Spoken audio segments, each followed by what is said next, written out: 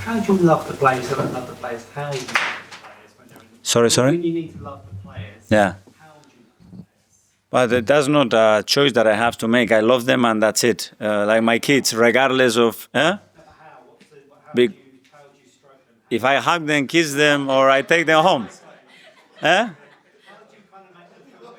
I write them love letters. The way I interact with them, the way I communicate with them, the way I try to support them and make them feel that that I'm here, that we are all here. It's not that I love them. We love them because it's impossible not to. I mean, when you are 10 minutes in that dressing room, in and around the building, and you interact with them, it is impossible not to, believe me. Even if you try hard, I think they will win you. In the Amazon year, an Amazon documentary, there was a clip of you after I think it was the Brighton and Palace game. I haven't watched it, so give me context. You were quite critical of the players inside the dressing room. Mm-hmm. Would you have been as critical this week with them, or do you feel like would you after Wednesday, or is it a carrot? Is it like a carrot? Would you be critical and then maybe the following day be softer with them so they have both sides? No, this time I haven't done. I can't remember which game you said it was. It was Palace and Brighton in 2020. Okay. 122 season. The Amazon No, I remember. It wasn't the same.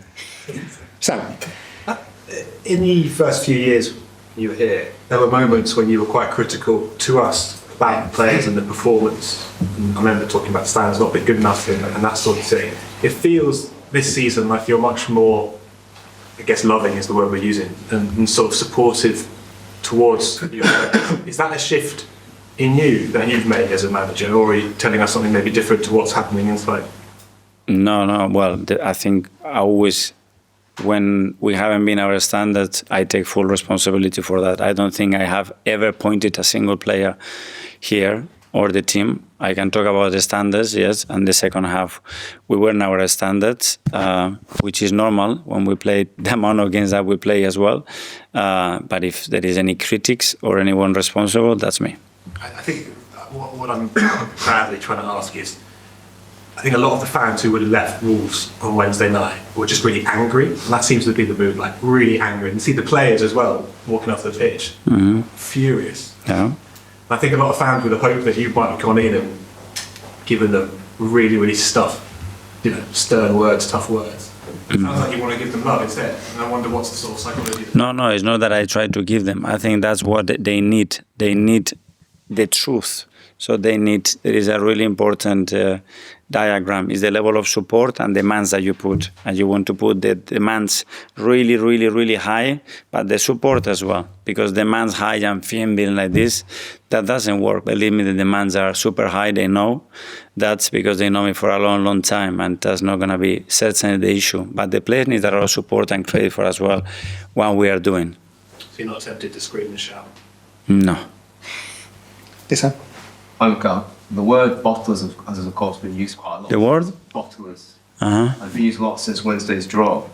So you're obviously top of the Champions League, top of the Premier League still. Do you think that's fair, and what's your thoughts on that actual time? That's individual opinions, perspective, and you have to respect that. I mean, that's part I said after the press conference. You lose 2 points against Wolves in the manner that the game played out, you have to take it in the chin. That's it. It's part of our role.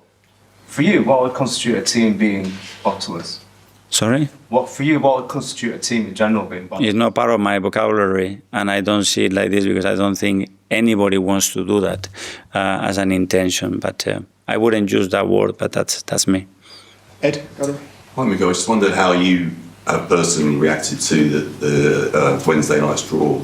Like on the night, was it a sleepless night for you? And have you been picking over that game, or are you just trying to move on and accept the sort of individual mistakes happen? After night games, I don't sleep particularly well because of the adrenaline and the time of that.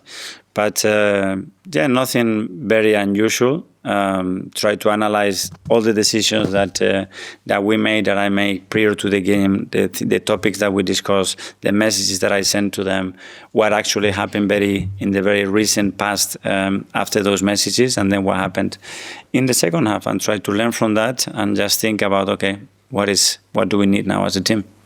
Is there anything that you can do to keep the players calm in that situation? You know, when you're 2-1 up and when you're trying to keep ahead of the team. Yeah, situation. keep the ball, make 20 passes, play in the final third, control the game, control the tempo, ask them to come, and then punish them. That's what you should do. Okay.